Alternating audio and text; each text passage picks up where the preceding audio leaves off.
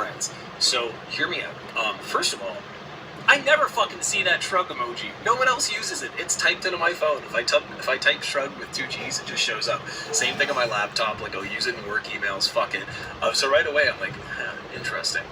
I don't get it though. She's cute. For how pretty she is, she should be boring. Why does she seem kind of strange in a good way? That's a spectacular start right there. I was like, she's kind of pretty, so why isn't she like a fucking lobotomite, boring dumbass? Like, she used an emoji that I really like.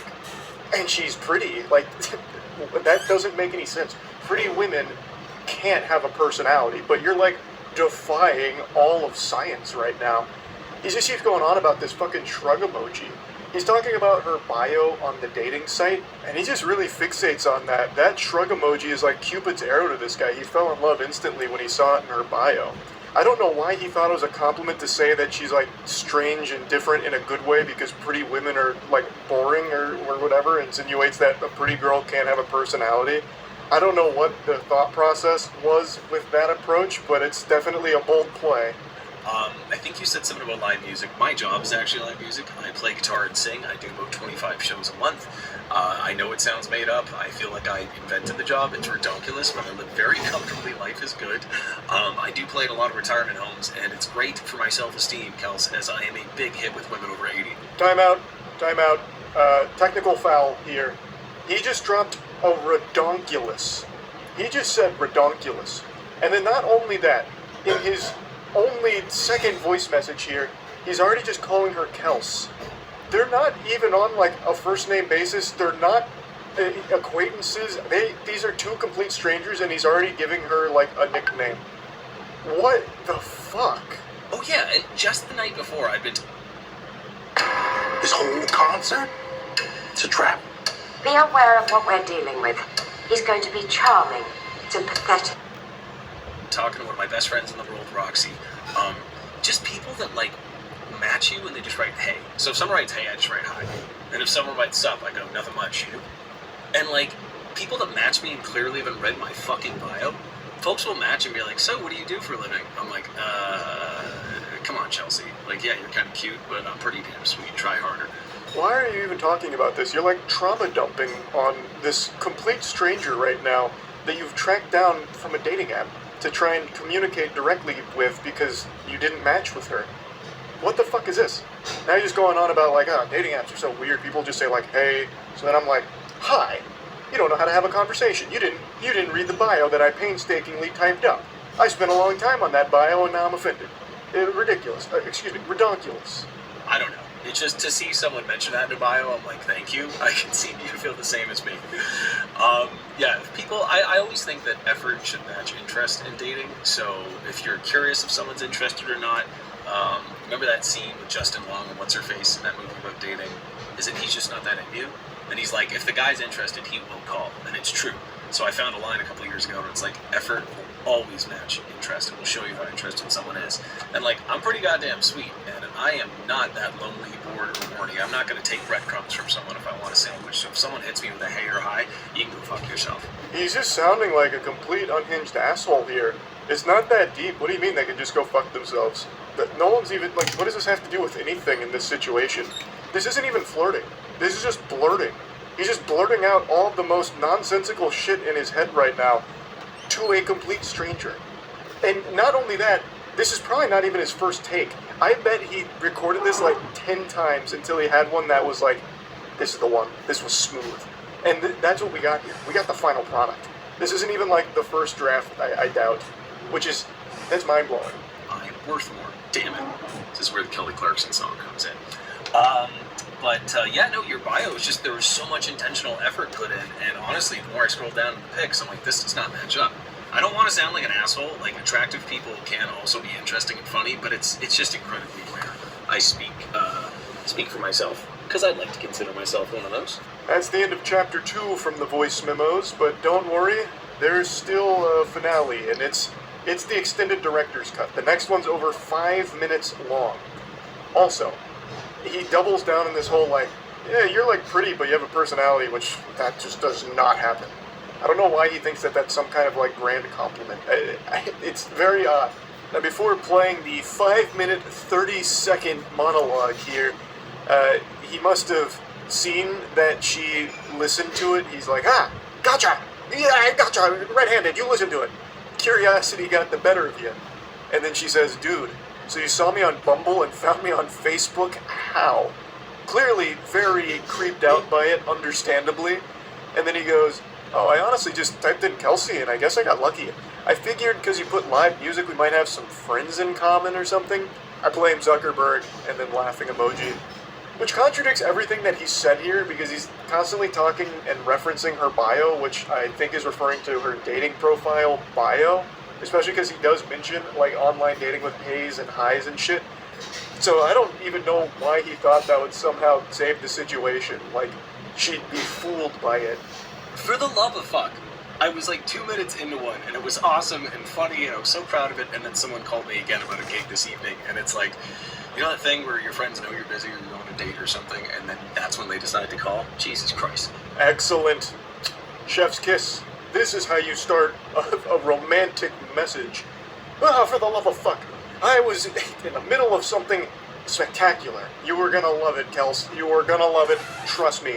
But then one of my fucking asshole friends called me about a gig because I'm so busy being a successful live musician. Can you believe that, Kels? Can you believe that? It's like those things, you know, where like we both go on dates, right? I go on dates, clearly. You go on dates, and sometimes when you're just busy, people call. It's Jesus Christ. But yeah, no, your bio was just the fucking bee's knees. I mean, listen, top 3 in like the hundreds or thousands I've seen. It was just, I don't know. I'm a very good judge of character, and you just seem like my kind of person. And I'm not saying we're star-crossed lovers. I don't know you, and you don't know me. That's 100% correct. You don't know each other. So why are you doing this? This is not how you get to know someone. This is concerning. Also, you should never admit to seeing hundreds or thousands of dating profile bios. That makes you sound very desperate, that you spend all of your time on these dating apps, perusing it, cruising around, and if you don't match with someone you found attractive or interesting based on their bio, you go out of your way to find them elsewhere to try and talk to them, which is very scary behavior. I fully accept how strange and unconventional this is. I got a vibe, and I figured I gotta go with it. I was like in a really good mood that day. I don't know. I'm totally winging it. But yeah, a lot of my close friends are women, and everyone unfortunately has a couple stories of having to block someone's number, or an ex just won't leave them alone, or going to the cops. Fuck, dude, I've had to block a few numbers of crazy people that didn't know they were crazy. So I really, really apologize sincerely if this in any way like triggered that, or it was weird, or whatever. Kelsey, that's the furthest thing from my intention. I just wanted to say howdy, and I figured if I talked like an idiot, you'd probably feel like I did after I looked at your bio. It's so close. He's teetering on the edge of self-awareness. Him saying all of this out loud should have led to this eureka moment where he was overcome with immense shame. And he just presses the eject button and deletes the voice memo and doesn't continue this conversation. Like, he's clearly pointing out just how weird all of this is. He's even going into all of his friends are women who, you know, have stories about having to block crazy people who didn't know they were crazy. Like, case in point, what you're doing here, but you keep trying to, like, make it seem like it's not weird, even though you do keep acknowledging how weird it is. So, like, you're fighting, like, a battle against yourself in your own messages. You are calling yourself out in front of the person that you're talking to as well.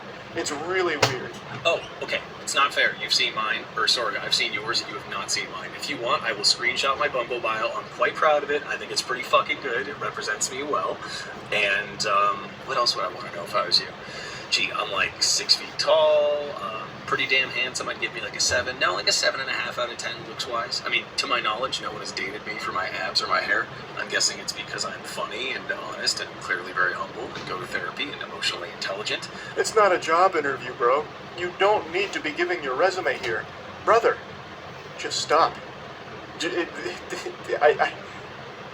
Please, but goodness gracious. 7.5, maybe even an 8. I'm feeling really fucking good lately. I got a tan. I'm up to like 80-second side planks. I hate them, but they're totally worth it for the core. And, big feet. So you know what that means, baby doll. Big socks.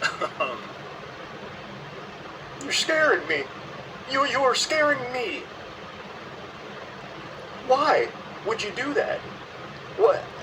From way downtown here, He's throwing up a crazy jump shot. He immediately goes into, I've got big feet. You know what that means, baby girl. Oh my lord, please, have mercy, have mercy. Why? What else? I feel like I didn't tell you enough about the bio too. That shrug emoji was just, if nothing else, the fact that like you look like a Disney princess and you use that, I'm like, fuck it, I gotta talk to her. So, I was definitely getting strong Kirsten Bell vibes too, and she's awesome. I don't know if you listen to her husband's podcast, Armchair Expert with Dax Shepard. It's quite the reference, but I have a feeling you might know what that is. One of my favorite episodes, actually, is it Lauren Graham that plays Lorelai? She was on there. Anyway, I am all over the fucking place. This is my job. You're also all over the place in this one-sided conversation. Now you're shouting out podcasts, talking about fucking shrug emoji again. It's hurting me listening to this. Let this be a lesson to everyone out there watching this. Just don't do anything even remotely like this. Never engage in a one-sided conversation where you have to be the one filling in blanks in a conversation that doesn't really exist. But I'm sitting here, a middle-aged guy in his car with the AC on and a SpongeBob shirt, and I would call this like the technological version of, you know, when like Noah stops Allie in the Notebook and he's like, I had to talk to you when I see something I want. Yes, I just made a Notebook reference. I don't know. I'm being a total idiot right now. So if nothing else, I figured you'd have a laugh and a smile and you could fucking make fun of me to your friends. I don't know. Now you have a solo podcast for a guy that makes like $6,000 a month on a microphone being an idiot. He was right. This is something that everyone can laugh about and have a big smile on their face, making fun of this whole situation. And then out of nowhere, he drops like his salary from his job, like to flex. He just like slides that in there, which, I mean, it's an interesting strategy yet again. This guy's got a wild book of tricks. I'm sorry, I don't normally bring up money, but I feel like I created my job out of thin air, and like I just submitted my 2022 taxes, and shit's been getting so much better the last few years, so I'm quite proud of it. That wasn't me trying to impress you with money. I've got way more impressive shit than that. I just slipped out. I hope we can still be friends. Anyway, Why leave it in there then? You saying that clearly made you uncomfortable. You could have just deleted this and just tried again. Though I don't think you should have tried again regardless. This shouldn't have happened to begin with. But you yourself just made yourself puke in your mouth when you said your $6,000 a month out loud like that as like a flex, and you still let it ride. You still let this